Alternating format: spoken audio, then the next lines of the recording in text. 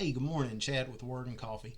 We're going to be in Genesis chapter 12 today. We're in Genesis 10 and 11. The last time talked about the Tower of Babel. So we've had this situation where man has disobeyed God. He's told them to disperse, to go all over the world, to fill the world, fill the earth, and they decided not to. They wanted to get together and make a city, and they make a city, and then they make a tower to show how great they are. They basically built an altar to themselves, is what they were doing, and they created a almost a religion of humanism in what they were doing there in Babel. And we get through that, and God comes down to them, and they built this tower. Um, they're trying to build this huge tower. No matter how big the building, no matter how big the accomplishment, no matter how far up a rocket goes, no matter what we do, God's always got to come down to us. Um, it don't matter how big your bank account is, how much success you have, how great of an athlete, a musician, a doctor, a lawyer, anything. God's always got to come down to us, and and He does, and He comes down and He scatters everybody. Because he decides, or he knows, that they don't need to be together. They need to do what he told them to do. So he confused the language, scatters them. We come on down a little bit, and we get through some genealogy, and we get to Abram. So Abram's born, and we see here in 12, verse 1, the Lord said to Abram, "Get out of your country, from your family, and from your father's house to a land that I will show you." Okay, so this is verse 1. First thing he says, get away from your family and everything. Get away from all these people. So he's living in a pagan land, and we don't know much about Abraham at this point. God chose Abraham, and we don't know much about him yet, but God chose him, and he picks him, and he says, "Do what I'm about to tell you to do, and you're going to be blessed through this." So he says in verse 2, "I will make you a great nation. I will bless you, and I will make your name great, and you shall be a blessing. I will bless those who bless you, and I will curse those who curse you. And in all the families of the earth, they shall be blessed by you." So he's going to bless the entire world through the seed of Abraham, through the line of Abraham. And who is he talking about? It's obviously Jesus Christ and his death on the cross, the greatest blessing that we ever can experience, that blessing of salvation and reconciliation to God that we lost in the Garden of Eden. So that's what he's being promised here, and he's telling them, "I'm going to make you a great nation. I'm going to make your name great, but you got to leave your family, and you got to get away from this area. I'm going to take you somewhere else." So Abraham departed as the Lord had spoken to him, and Lot went with him. And Abraham was 75 years old when he departed from Haran. First thing we see here, verse 4, just right up here in the very beginning, in verse 1, he says, "Hey, get away from your family." And then in verse 4, we see he takes Lot with him. Okay, so we know that there's some issues caused by Lot being with him. We know what happens to Lot later on with Sodom and Gomorrah and things that go on there. But this is just one of those things that I think God allowed him to do without just stopping him right there, knowing it was going to, of course, cause problems for him later on. But sometimes those problems are a part of a punishment for us not doing exactly as we're told. In verse 5, "And Abram took Sarai his wife, and Lot his brother's son, and all the possessions that they had gathered, and the people whom they had acquired in Haran, and they departed to go to the land of Canaan. So they came to the land of Canaan. Abram passed through the land of Shechem as far as the terebinth tree of Moreh, and the Canaanites were in the land. Then the Lord appeared to Abram and said, To your descendants I will give this land. And there he built an altar to the Lord who had appeared to him." So he goes where he's supposed to go. He goes to Canaan. He walks through Canaan. He gets to terebinth tree at Shechem, and that was where God appeared to him and tells him, hey, this land that you've just come through, this is going to be your descendants are going to possess this land, and it's going to be theirs. And God owned the land; it was His. God owns everything. He can give however He chooses. Verse 8, and he moved from there to the mountains east of Bethel and pitched his tent with Bethel on the west and Ai to the east. There he built an altar to the Lord and called on the name of the Lord. So he gets there and he's worshiping the Lord. So Abram journeyed, going still toward the south. So he's moving around within the land. He's looking around at the land that God's promising to give to his descendants, and he's like I said, more or less, I guess, surveying it. He's moving around within it. Verse 10. Now there was a famine in the land, and Abram went down to Egypt to dwell there, for the famine was severe in the land. And it came to pass, when he was close to entering Egypt, that he said to Sarai, his wife, indeed, I know that you are a woman of beautiful countenance. Therefore it will happen when the Egyptians see you, that they will say, this is his wife, and they will kill me, but they will let you live. Please say that you are my sister, that it may be well with me for your sake, and that I may live because of you. So it was, Abram came into Egypt, and the Egyptians saw the woman, that she was very beautiful. The princes of Pharaoh also saw her, and commended her to Pharaoh. And the woman was taken to Pharaoh's house. He treated Abraham well for her sake. He had sheep and oxen, male donkeys, male and female servants, female donkeys, and camels. But the Lord plagued Pharaoh and his whole house with great plagues because of Sarai, Abram's wife. And Pharaoh called Abram and said, what is this that you have done to me? Why did you not tell me that she was your wife? Why did you say she is my sister? I might have taken her as my wife. Now therefore, here is your wife. Take her and go your way. So Pharaoh commanded his men concerning him, and they sent him away, and his wife, and all that he had. So that's the entire chapter. That's down to verse 20. Going back up to verse 10, Abraham leaves and goes down into Egypt because there was a famine.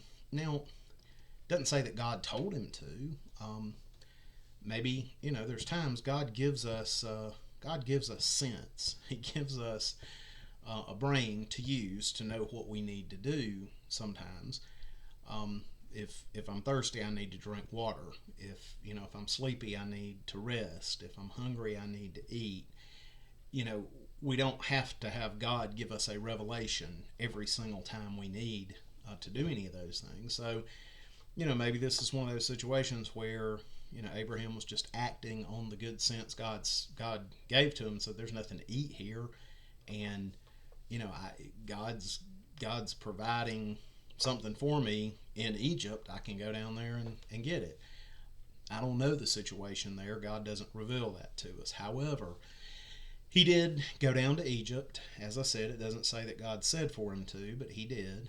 And he gets himself in trouble because he decides to tell a lie, or a half-truth, let's say. Sarai was his half-sister, and we know that from some genealogy records and what it says in the Bible. So we know that Sarai was his half-sister, and he decided to be deceitful. We do this so many times, and I know that I justify and rationalize things myself. When it comes right down to it, it's still a lie. When we attempt to deceive, even though we're not telling a direct lie, we're saying something that might be in some technical aspects true. We know that we're saying it in order to try to achieve a result that we want. And we're doing so in a way that is purposefully meant to keep someone from knowing the whole truth. And that's what he did. Sure, she's my sister. And incidentally, he didn't learn his lesson this time. He pulls this nonsense again. But this is once again the father of the faithful.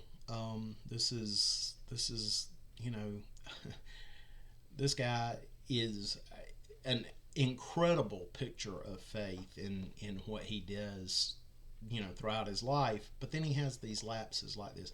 He just left everything that he knew to follow God.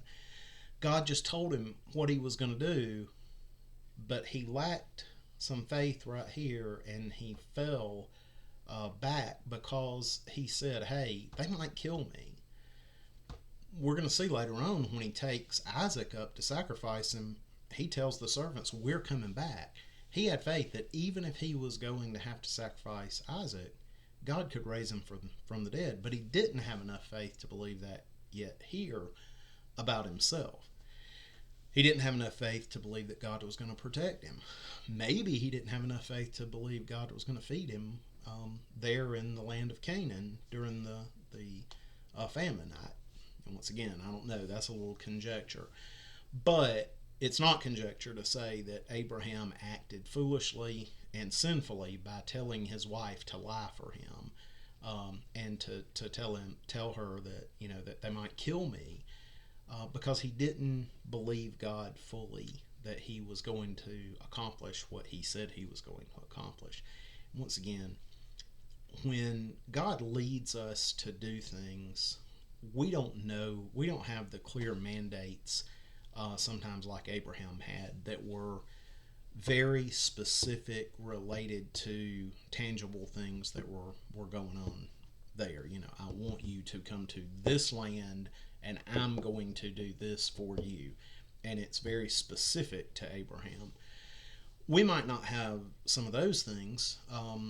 God didn't tell me, "I want you," when my wife and I first got married, and we lived in South Carolina for the first 3 years we were married before we moved back to Georgia. God didn't tell me in a very specific manner, "Move to South Carolina." I was offered a job there. My wife had attended Columbia International University and wanted to go back, and we thought God was calling us there for that.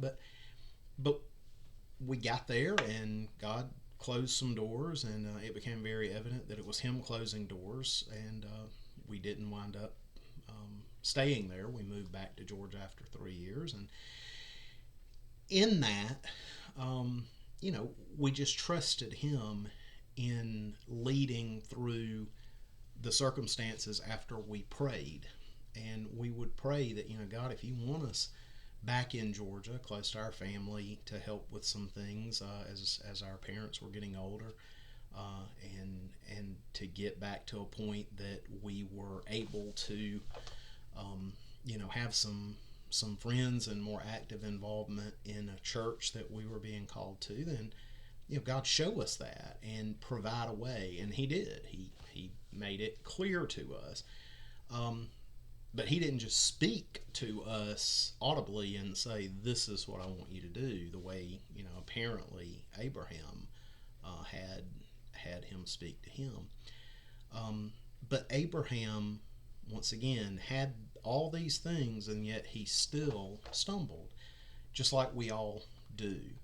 So anyway, the point that I really want to get to about this is, as we trust God, as we say we have our faith in Jesus Christ, who died on the cross for our sins, and all that He asks us for our salvation is that we make Him Lord of our life, that we are willing to do as He commands us to do, which all His commandments are good commandments, to love one another, to love the Lord our God with all our heart, soul, mind, strength.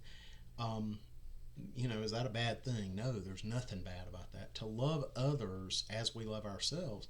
Is there anything wrong with that? No. I mean, the entire world preaches that that's something that we ought to do, is love other people, even the people that are, heathens and sinners that don't believe in God, the atheists. Even they believe that treating others kindly and with love and compassion is a good thing. So, these are the things that God calls us to do, and this is what making him Lord of our lives is being willing to accept that he died on a cross for our sins, to confess that we are sinners, to ask him to save us from those sins, and then to follow what he tells us that we should do, and then to live out the book of James. Um, and and we'll get to James one day, but James is a very practical book as it relates to what Christianity should look like, and it shows us what we should be doing as Christians, not in a legalistic way to say if you do not do these things, then you're not a Christian, because there's some of the specific things that some might do and some might not be called to do. But for the most part, James is a book that tells us this is what a Christian is supposed to look like. This is what Christians are supposed to do. And, this is what our faith should look like, is that we're willing to do those things that God calls us to do. And we don't have to move to another country away from our family unless God is calling you to be a missionary or to move somewhere to share his word. But he may not ever call us to do the things that he called Abraham to do, but he does call us to do things, and we have to be willing to do those things. And sometimes we mess it up. The difference is that we need to recognize when we mess it up, confess those failures, and ask God to help us and to take us along to where he wants us to go and into that promised land that he has for our lives, because he has a plan for every Christian. He's given every Christian gifts. He's given every Christian purpose, and he has those gifts and those purposes in mind for us for a reason. And he wants to lead us into what he has for us, just like he was leading Abraham into the promised land. Hope this is something that you can take and kind of dwell on for a little while today, and we'll be back tomorrow with Genesis chapter 13.